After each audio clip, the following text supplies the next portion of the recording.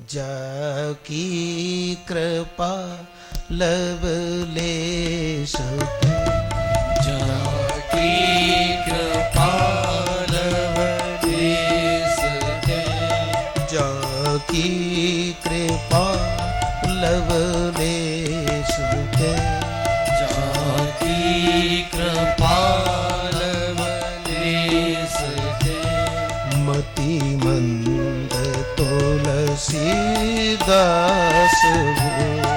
मति मंद तुलसीदास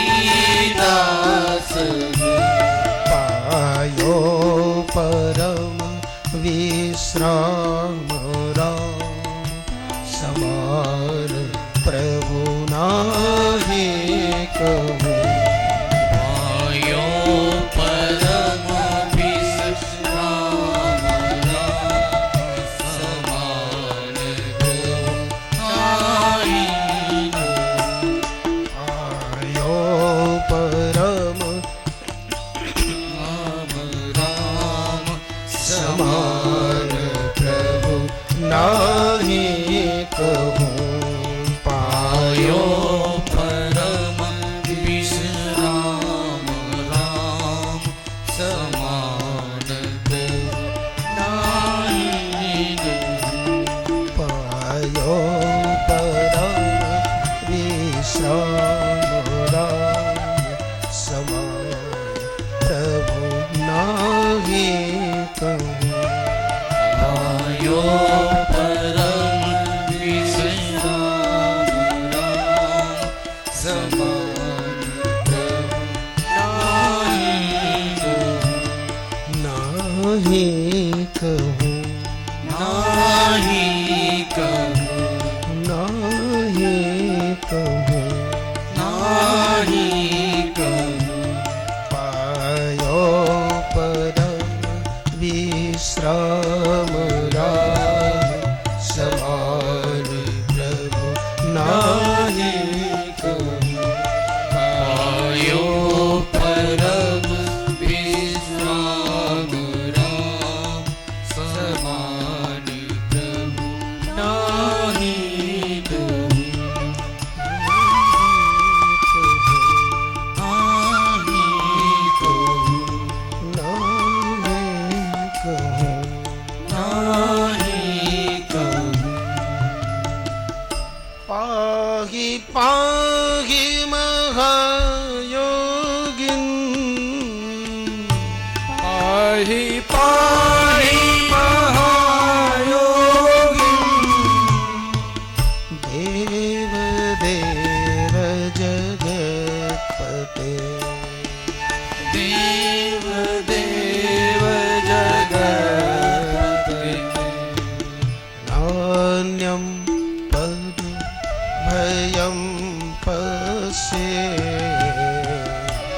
यत्र मृत्यो परस्परम्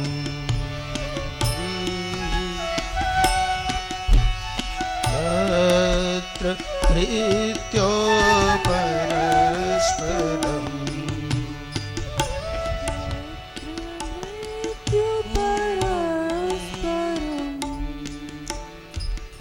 उत्तरा का दर्द शांत,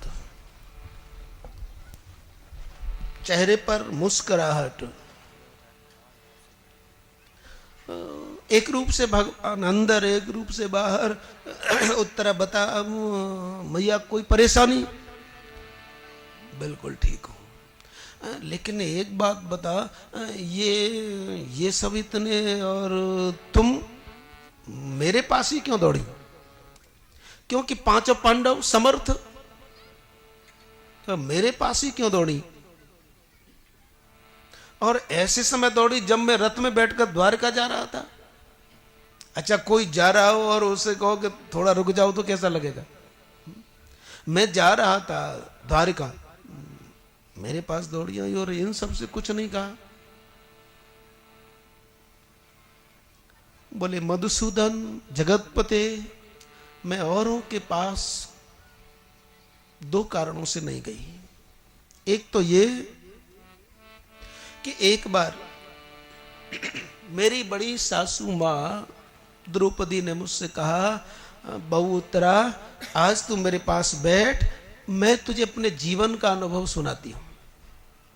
तो उन्होंने मुझे अपने जीवन का अनुभव बताया कि बहू उत्तरा, मैं जो कह रही हूं तू अपने हृदय पर रख ले। यदि जीवन में कोई कठिनतम कष्ट आए तो तू कृष्ण को छोड़कर किसी दूसरे की तरफ मत ताकना, ये मेरे जीवन का अनुभव है।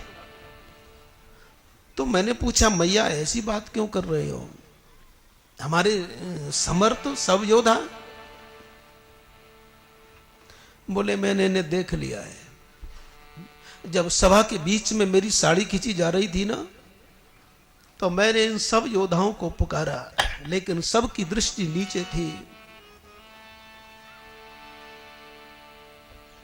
कोई कुछ नहीं कर पाया। ये मेरे पास थे, लेकिन जब मैंने द्वारका से कृष्ण को पुकारा तब मेरी साड़ी बढ़ी।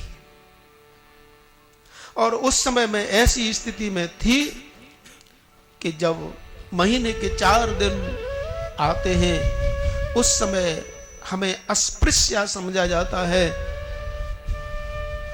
लेकिन कृष्ण कितना कृपालु कि वो तो उस समय मेरा वस्त्र बन गया। उसने मेरे लिए वस्त्रावतार लिया। तो जो एक अस्पृश्य का वस्त्र बन सकता है, द्वारका से हस्तिनापुर दौड़ सकता है, तो उत्तरा इतनी बात मानना कि जब कष्ट आए तो तू दुनिया के संबंधों की तरफ मन ताकना, तो तेरा नाम उत्तरा सार्थक हो जाएगा।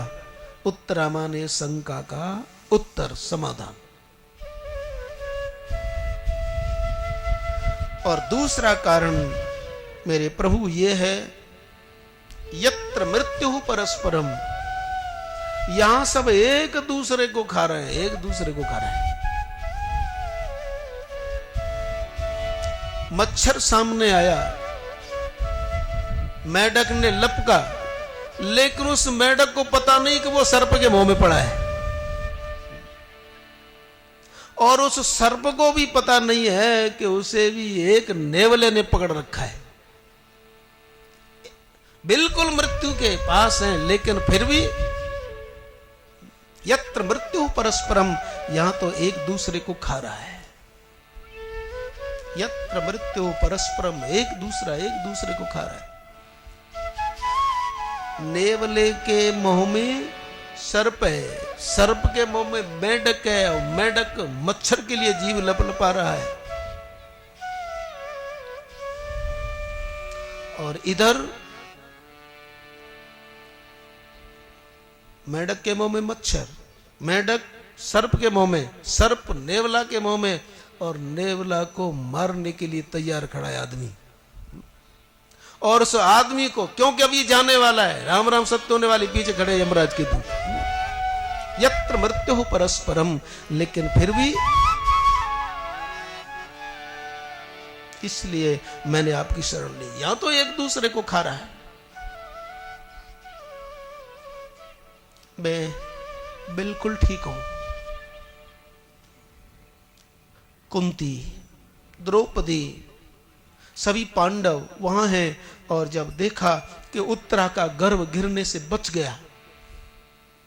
हमारे बहुत से संत आचार्य तो ये बताते हैं कि ये जो उत्तरा के गर्भ की जब उन्होंने रक्षा की है, तो श्रीमद् भागवत के पहले स्कंद के 8वें अध्याय का जो 14वां श्लोक है, उसको यदि लिख लिया जाए, और जिनके गर्भ असमय में गिर जाते हों, तो वो यदि इस मंत्र को धारण कर ली, बांध करके, तो उसका गर्भ सुरक्षित। ऐसा हमने आचार्यों से सुना है, वो हम आपको बता रहे हैं। मैंने बता दिया, कोई बार बार मेरे को मत पूछना। एक पहला अध्याय और 8वां, पहला स्कंद 8वां अध्याय 14वां श्लोक, ये तो मेरे मुंह से निकलेगा, भीड़ मत लगाना साहब। लेकिन ऐसा है कि यदि नहीं हो तो अरे लाओ भागवत पढ़ो।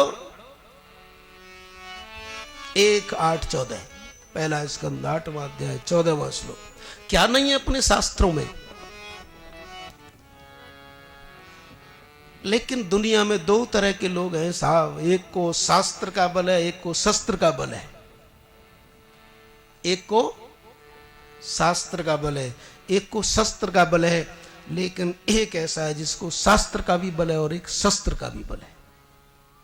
शस्त्र और शास्त्र का बल जिसमें दोनों है वो राम है। वहां शस्त्र भी है और शास्त्र भी है, लेकिन भरोसा शास्त्र पर ज्यादा है, शस्त्र पर नहीं है। शस्त्र को तो वो तोड़ देते हैं। ले तो उठावत खेचत काड़े काऊ न लखा, उनका शस्त्र में विश्वास ज्यादा नहीं है, शास्त्र में ज्यादा है। तो यत्र मृत्यु परस्परम, कुंती, सुभद्रा, द्रौपदी सब ने देखा कि उत्तरा का गर्भ सुरक्षित है। युधिष्ठिर ने निवेदन किया कि मधुसूदन, मेरा एक निवेदन है, आज तुम रुक जाओ, आज मन जाओ। भगवान बोले कि ठीक है, कहते हो तो रुक जाता हूं। आज भगवान रुक गए। कुंती विचार करने लगी कि कल ये चले जाएंगे, लेकिन कोई ऐसी घटना घटित हो जाए कि कल भी रुक जाए। आज तक भक्त कुछ ऐसे हुए हैं जिन्होंने अधिकांशतः भगवान से ही मांगा है कि सुख संपत्ति घर आवे, कष्ट मिटे, लेकिन कुंती कहती है कि दुख विपत्ति घर आवे, विपदा संतु न सस्व तत्र तत्र जगत गुरु। तो आज भगवान रुक गए। आ जाओ तू भी, हमें तो पहले ही पता था। पुराना संस्कार है हमारा और इनका, ऐसा लगता है। तो आज भगवान रुक गए भगवान। अब कल जब जाने लगे तो भीम ने सोचा कि दादा के कहने से रुक गए तो मैं आज कह करके देखता हूं। भीम ने निवेदन किया, कन्हैया तू रुक जा आज। बोले दादा क्या बनाएगा बोल, क्योंकि भीम को भोजन ज्यादा प्रिय है ना। लेकिन कुछ भी हो, भीम के कहने से रुक गए। अब भीम के कहने से रुक गए तो अर्जुन ने सोचा कि कल मैं भी निवेदन करूंगा। अगले दिन जब जाने लगे तो अर्जुन ने कहा कि आज एक दिन मेरे कहने से रुक जाओ। रुक गए। नकुल ने विचार किया, ये तो अच्छी बात है। अगले दिन नकुल ने कहा कि मेरे लिए रुक जाओ। रुक गए भगवान। सहदेव बोले मैं क्यों पीछे पड़ूं।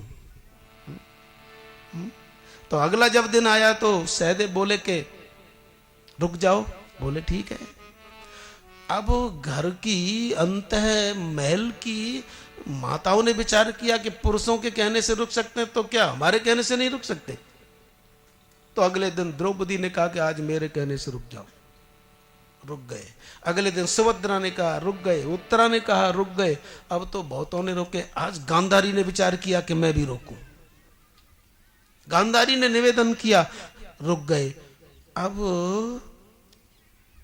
जब लोगों ने सोचा, राज्य के लोगों ने सोचा कि गांधारी के कहने से भी रुक गए भगवान, चलो कल जब जाएंगे तो हम शहर के सब लोगों ने रोकेंगे। तो अगले दिन जब जाने लगे तो धर्मराज की प्रजा कहती है कि हम राजमहल के लोग तो नहीं हैं, साधारण प्रजा हैं, लेकिन प्रभु हम सब हाथ जोड़ करके निवेदन करते हैं, क्या तुम आज हमारे कहने से नहीं रुक सकते। आज धर्मराज की प्रजा सारी की सारी निवेदन करती है हाथ जोड़ करके, प्रभु हमारे कहने से रुक जाओ। भगवान विचार करने लगे, इनमें कितना संकोच है, अलग अलग निवेदन नहीं कर सकते, लेकिन इतना इनमें दीनता है। अनाथ पर कर, बोले ये अपने को दीन मान रहे हैं, सोच रहे हैं कि नाथ सकल साधन में हीना कीनी कृपा जान जन। ये अनाथ पर कृपा करता है, जो ये साधन तो खूब करे लेकिन सोचे कि मेरे से कुछ हो नहीं रहा है। तो प्रजाजनों ने जब कहा कि हमारे कहने से रुक जाओ, प्रभु ने विचार किया ये इतने हैं, तो भगवान ने कहा, विचार किया कि ऐसा है, आंखें बंद करो। और जब सबने आंखें बंद की तो प्रत्येक क्या देखता है कि प्रगटे प्रभु राम ही ये मई है। बोले आज से मैं तुम सब लोगों के हृदय में निवास करता हूं। तो सबके हृदय में निवास किया और भगवान कहने लगे अब तुम्हें मुझे रोकने की जरूरत ही नहीं पड़ेगी, क्योंकि जब आंखें खोलोगे तो मैं दिखाई दूंगा और आंखें बंद करोगे तो दिखाई दूंगा। यह है इसकी करुणा। कोई ये न सोचे कि हम छोटे हैं। अनाथ पर कर प्रीत जो। अगला दिन हुआ, चलने लगे, चले जा रहे हैं। किसी ने कुछ सेवा स्वीकार की, किसी ने कुछ सेवा स्वीकार की, किसी ने कुछ। चले प्रभु, क्यों कि आज बताते हैं कि 6 महीने बाद द्वारिका जा रहे हैं। अपने इन सब मित्रों को व्यवस्थित करके द्वारिका जा रहे हैं। और जैसे ही द्वारिका सीमा में प्रवेश किया, भगवान ने शंख बजाया। भगवान के शंख की आवाज द्वारका के लोगों ने पहचानी, ये तो हमारे श्री कृष्ण के शंख की आवाज है। एक अंधा भी अपने संबंधियों के पैर की आवाज जब पहचान लेता है तो भक्त उसके शंख की आवाज क्यों नहीं जाने। प्रवेश किया भगवान ने, और द्वारका के लोग कहने लगे इतने दिन से कहां चले गए थे, हमारे तो तुम ही सब कुछ हो। और जब भगवान की पटरानियों को मालूम पड़ा कि प्रीतम आ गए हैं, समाचार क्षण क्षण का मिल रहा है। और जब उन्हें मालूम पड़ा कि माता पिता के दर्शन करने के लिए गए हैं, तो उन्होंने अपने बच्चों को भेजा, जाओ देखो पिताजी के महल में माता पिता के दर्शन करने के लिए ठाकुर गया है। माता पिता ने इसे चूमा है, और जब माता पिता ने कृष्ण को चूमा, एक बाप ने अपने मां ने अपने बेटे को चूमा, तो वहां बेटे का बेटा खड़ा है। सभी रानियों ने अपने अपने बेटे भेजे, तो वो देख रहे हैं कि यद्यपि बहुत उम्र हो गई है साहब इनकी, लेकिन प्रत्येक भगवान की रानी का प्रत्येक बालक जो भेजा है वह देखता है कि इनके माता पिता इन्हें प्यार कर रहे हैं। और भगवान ने जब देखा कि मेरे बच्चे मेरी तरफ देख रहे हैं, तो तुरंत भगवान ने अपने बच्चे को पुचकारा, और जैसे ही पुचकारा तो वो बच्चा दौड़ा दौड़ा गया और अपनी माँ के पास गया। बोलती है माँ बेटा कैसे? बोले यहाँ पुचकारा, तो वहां पुचकारा, तो उनकी माता ने बच्चे को वहां पुचकारा, बोले हमारा मिलन हो गया। सुखदेव जी बड़ा संभाल करके लिखते हैं साहब, श्रीमद् भागवत के प्रथम स्कंद में जब द्वारका गए हैं, तो जैसे ही अपने बच्चे को पुचकारा है कि यहां छुआ, ऐसी स्थिति हो गई इन रानियों की। अब तो क्षण क्षण निमिष निमिष करुणा निधि जाए कल्प सम, कब आए। और जब प्रभु उनके प्रत्येक रानी के महल में गए और एक साथ ही गए। अमित रूप प्रगटे ते काला, जथा जोग मिले सब ही कृपा। यह बड़ी बात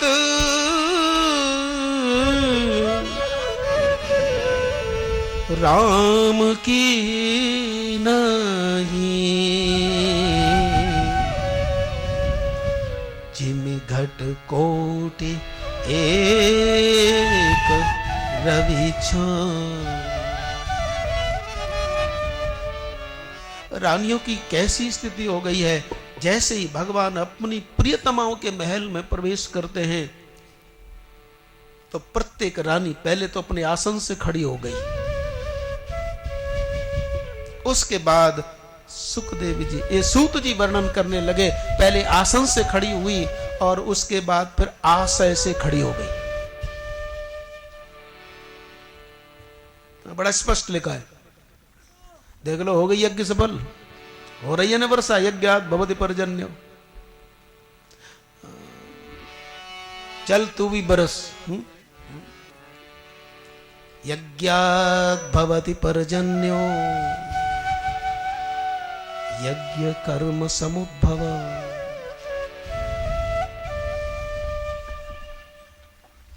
रानियां उठ करके खड़ी हो गई। पहले तो आसन से खड़ी हुई, इसके बाद आशय से ऊपर उठ गई। आसन का मतलब अब कोई आशा नहीं, कोई कामना नहीं, और आशय का मतलब अब अंतःकरण रहा ही नहीं, क्योंकि जीव और परमात्मा के बीच में ये जो दूरी है वो अंतःकरण की है। मन, बुद्धि, चित्त और अहंकार, ये जो दूरी बनाए रखता है ये परमात्मा से नहीं मिलने।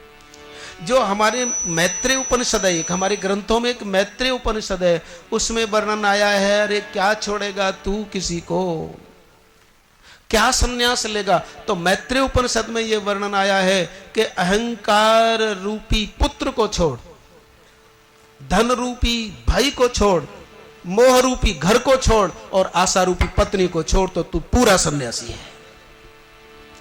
अहंकारम सुतम वित्तम भ्रातरम मोह मंदिरम आशा पत्नी यत् तजे स सन्यासी इति उच्यते।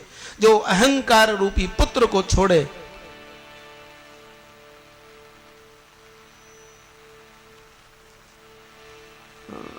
देख लो पट्टे को पहुंचा द्वारका और वृंदावन की सी लीला कर रहे हैं, वर्षा होने लगी ना। तो आसन का मतलब है कोई आशा नहीं है, और आशय का मतलब अंतःकरण। जब जीव कोई कामना नहीं करता और अंतःकरण से ऊपर उठ जाता है तो जीव और परमात्मा का मिलन। और सूत जी महाराज कह रहे हैं, मैं क्या वर्णन करूं इन रानियों के भाग्य का। ये रानियां इतनी बड़भागिनी हैं कि इन सब को प्राप्त करने के लिए भगवान को कितना प्रयास करना पड़ा कि प्रत्येक के घर गए साहब, किसी को चुरा के लाए, किसी के लिए मत्स्य वेद किया, माने इन्हें प्राप्त करने के लिए भगवान ने कितना प्रयास किया। जैसे पुरुष जाता है पत्नी के दरवाजे, पत्नी तो चुपचाप, होने वाली बहू तो चुपचाप घर में, लेकिन वर कितनी दूर से चलकर आया। तो वर्णन कर रहे हैं इन रानियों का सौभाग्य जिनको भगवान ने प्राप्त करने के लिए जाने क्या क्या किया। लेकिन इस परमात्मा का यह स्वभाव है और इस परमात्मा का यह स्वरूप है कि यद्यपि उन श्री कृष्ण के 16,108 रानियां हैं, किंतु भगवान उन सब के बीच में ऐसे ही रह रहे हैं जैसे कि इंद्रियों के बीच में, बुद्धि वृत्तियों के बीच में असंग आत्मा रहता है। अनेक वृत्तियां उठ रही हैं, लेकिन ज्ञानी विचार करता है सच्चिदानंद रूपम शिवोहम शिवोहम, और भक्त कहता है जो हम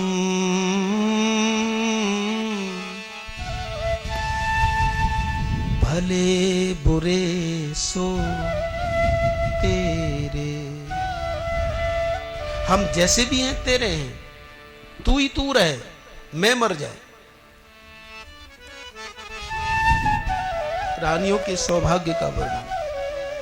तो ये परमात्मा सुंदर सुजान कृपा निधान, सुंदर सुजान कृपा निधान, अनाथ पर कर प्रीति जो, अनाथ पर कर प्रीति जो, राम अकाम हित, सो एक राम अकाम हित, निर्वाण प्रद समान को, निर्वाण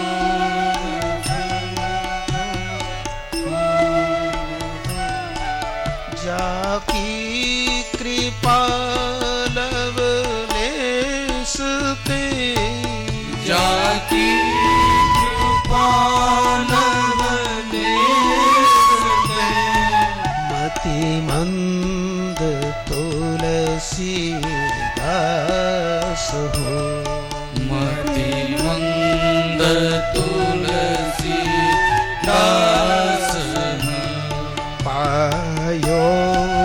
परम विश्राम राम समान प्रभु नाही कहूँ। आयो परम विश्राम राम समान करुणामयी कहूँ।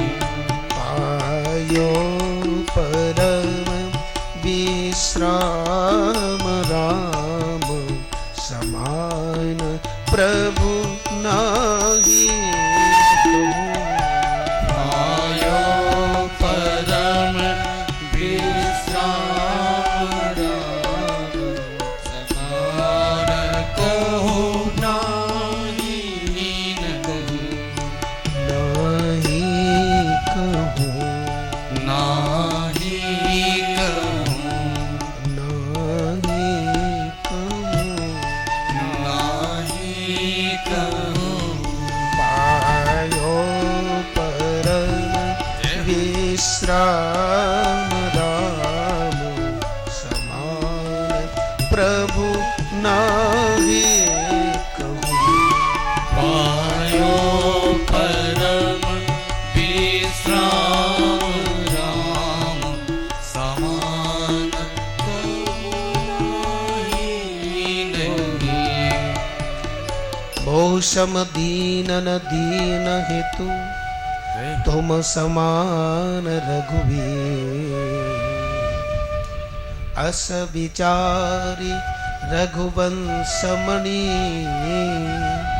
हरहु विषम भवभीर।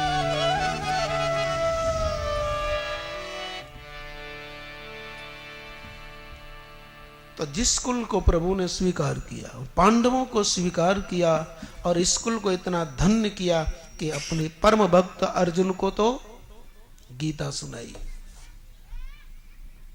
और अर्जुन के नाती को भगवान के आत्म स्वरूप सुखदेव जी ने भागवत सुनाई। और ये दोनों ग्रंथ तो विश्व के लिए बहुत बड़े प्रसाद हैं। तो ये जो श्रीमद् भागवत की कथा है, ये भक्त के द्वारा कही हुई कथा है, इसलिए भागवत कथा। और गीता ये भगवत कथा। और आप सब मिल करके बैठे ये सद्भावना यज्ञ। अच्छा एक बात बताओ, आप हमारे साथ हैं कि हम आपके साथ हैं? बताओ, आप हमारे साथ हैं कि हम आपके साथ हैं? अरे कुछ तो कहो, अरे कुछ कहो। आप हमारे साथ हैं, चलो कोई बात नहीं, दोनों साथ साथ हैं। आप भी हमारे साथ और हम भी आपके साथ, इसलिए दोनों साथ साथ। एक और एक दो नहीं 11। और यही कथा है, यही सद्भावना है। साथ साथ खाएं, साथ साथ चलें, साथ साथ सबके साथ एक साथ। क्योंकि हमारी भारतीय संस्कृति है कि वसुधैव कुटुंबकम। बोलो भारत माता की जय।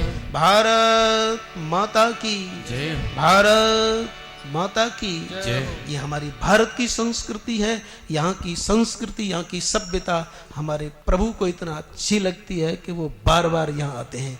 तो आज का वो पावन दिन सहज रूप से, सरल रूप से विप्रधैन सुर संतहित लीन मनोज अवतार निज इच्छा निर्मित तनु माया गुण गो श्री राम का आज प्राकट्य दिवस। पुनः आप सबको आज के इस मंगल पावन पर्व की बार बार बधाई। और फिर कह रहे हैं कि आश्चर्य हो रहा है, आश्चर्य से कह रहे हैं, आश्चर्य से सुन रहे हैं, आश्चर्य से देख रहे हैं। और आगे क्या क्या होगा आश्चर्य, ये वो प्रेरणा कहेगा तो बताते जाएंगे साहब। तो ये कथा सद्भावना यज्ञ है।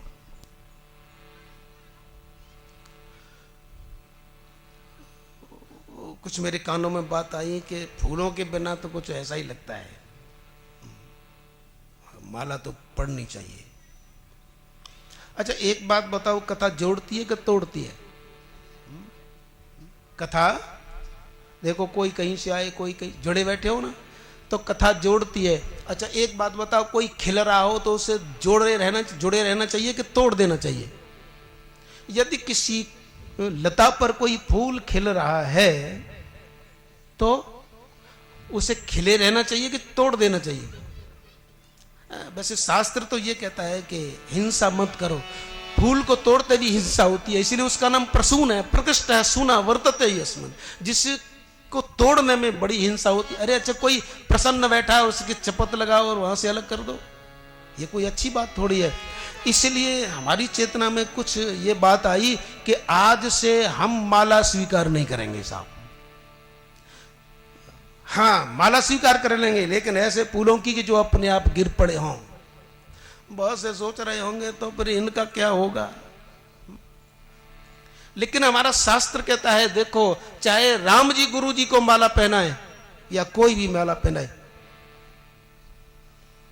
राम फूल तोड़ते हैं कि चुनते हैं?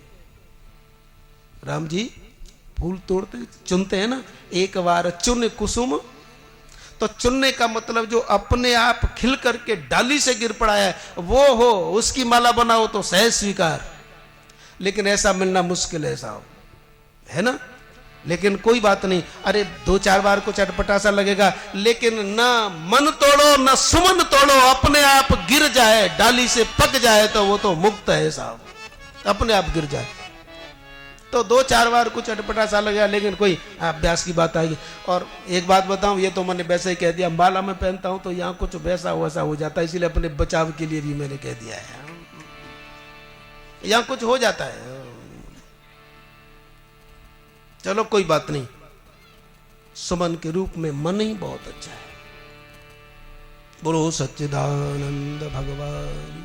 तो ये कुल इतना पवित्र और आप परम पवित्र कैसी भारत भूमि पर आए हैं, जिसके लिए देवता भी जन्म लेने के लिए तरसते हैं। तो बार बार आज के इस पावन पर्व पर आप सबको साधुवाद। आप सब परिश्रम करने वालों को, दौड़ धूप करने वालों को साधुवाद। सत्संग चैनल के सभी इन भक्तों को साधुवाद। और दूर दराज से जो भी आए हैं, अभी मैं नहीं कह पा रहा हूँ साहब, कुछ लोगों ने तो मेरे से यह कह रखा कि इतना आयोजन जैसा हो रहा है लेकिन हमारा नाम नहीं लोगे कि कैसे हो रहा है। क्या करें साहब, अभी मना कर दिया कि क्योंकि बहुत से सोच रहे होंगे अच्छा ईमानदारी से बताओ किसी को पता है कैसे क्या हो रहा है। लेकिन अब क्या करें, हनुमान जी के अंदर प्रेरणा कर दी है और लोगों ने हमसे कहा कि अभी नहीं कहोगे कि ये कैसे हो रहा है, इसलिए तेरा राज को राज जब खुले तब खुल जाए, तेरे तब तक तो रहने दो। बोलो सच्चिदानंद भगवान की। लेकिन ये श्रीमद् भागवत की कथा अनेक राज खोलती जाएगी और भगवान की भागवत की कथा में आप सब आए हैं, आपको हम भगवत स्वरूप जान करके नमस्कार करते हैं। सिया राम मैं सब जग जानी, करो प्रणाम जोर जुग। बोलो सच्चिदानंद भगवान की। गोपाल लाल की जय जय श्री राधे। तो आज प्रथम दिन, कोई बात नहीं, तो कल जैसा कि आपको मालूम है 3 बजे से 6 बजे तक, तो अपने सब लोगों को, भक्तों को प्रेरित करें, ज़्यादा से ज़्यादा भगवान की कथा का आस्वादन लें, फिर हम तुम्हारे साथ हो और तुम हमारे साथ हो। आज बस इतना ही। बोलो भागवत भगवान की। आइए 2 मिनट भगवान का नाम लें, फिर विराम आरती।